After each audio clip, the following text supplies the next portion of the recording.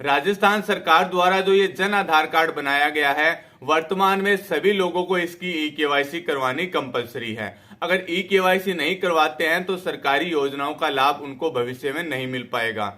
E KYC में काफी समस्याएं वर्तमान में आ रही है और लोगों की ई केवाईसी नहीं हो पा रही है। ई केवाईसी नहीं होने की वजह से जो सरकारी योजनाओं का आवेदन करना है वो आवेदन नहीं हो पा रहा है। ऐसे बालक बालिकाएं जिन्हें स्कॉलरशिप मिलती है और स्कॉलरशिप का जब आवेदन करते हैं तो उन्हें जन आधार कार्ड अपडेट करवाना होता है और ई केवाईसी कंप्लीट नहीं होने की वजह से उनका आवेदन नहीं हो पाता है। जो वर्तमान में ई केवाईसी चल रही है उसी में से एक ऑप्शन हम जानने वाले हैं कि मान लीजिए आप जन आधार कार्ड से ई केवाईसी करवाते हैं तो कितनी बार ई केवाईसी करवा सकते हैं। एक बार आपने ई केवाईसी करवा ली, ई केवाईसी करवाने के बाद वो वेरीफाई हो जाती है और वेरीफाई होने के बाद क्या आप दोबारा से ई केवाईसी करवा सकते हैं या ई केवाईसी आपकी हो गई, भविष्य में आपको दोबारा से ई केवाईसी करवानी होगी, तो उससे संबंधित जानकारी हम आगे वीडियो में जान लेते हैं। मान लीजिए एक जन आधार कार्ड में 5 सदस्य हैं, 500 सदस्यों की उन्होंने ई केवाईसी करवा ली। ई केवाईसी करवाने के बाद क्या होता है, जो आपका संबंधित ऑफिस है, अगर मान लीजिए आप शहरी क्षेत्र से हैं तो आपकी ई केवाईसी वेरीफाई होगी नगर पालिका से, और अगर आप ग्रामीण क्षेत्र से हैं तो आपकी ई केवाईसी वेरीफाई होगी ग्राम सेवक से। तो वो उन्हें वेरीफाई कर देते हैं। वेरीफाई करने के बाद जो सेकंड लेवल है, शहरी क्षेत्र है तो एसडीएम ऑफिस से वेरीफाई होगा, ग्रामीण क्षेत्र है तो पंचायत समिति से वेरीफाई होगा। दोनों जगह पर अगर आपकी ई केवाईसी वेरीफाई हो जाती है तो आपको दोबारा से ई केवाईसी करवाने की आवश्यकता नहीं है और दोबारा आपकी ई केवाईसी होगी भी नहीं। अब दूसरा उदाहरण एक और लेते हैं। एक जन आधार कार्ड ऐसा है जिसमें 4 सदस्य हैं, उस जन आधार कार्ड की भी ई केवाईसी की जाती है। ई केवाईसी करवाने के बाद जो वेरिफिकेशन होता है फर्स्ट लेवल पर, वहां पर ई केवाईसी कैंसिल कर दी जाती है। वहां पर अगर ई केवाईसी कैंसिल हो जाएगी तो दोबारा से उन लोगों को ई केवाईसी करवानी होगी और दोबारा जब ई केवाईसी करवाते हैं उसके बाद भी अगर पहले स्तर पर या दूसरे स्तर पर ई केवाईसी कैंसिल हो जाती है तो ऐसे व्यक्ति को आगे और भी ई केवाईसी करवानी होगी।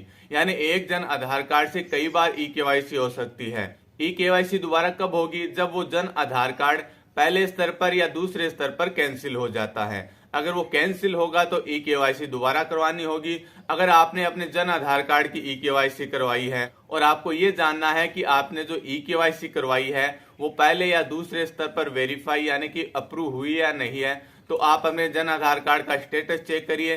स्टेटस में आपको ये बताया जाएगा कि ई केवाईसी अप्रूव हो गई है या फिर कैंसिल हो गई है।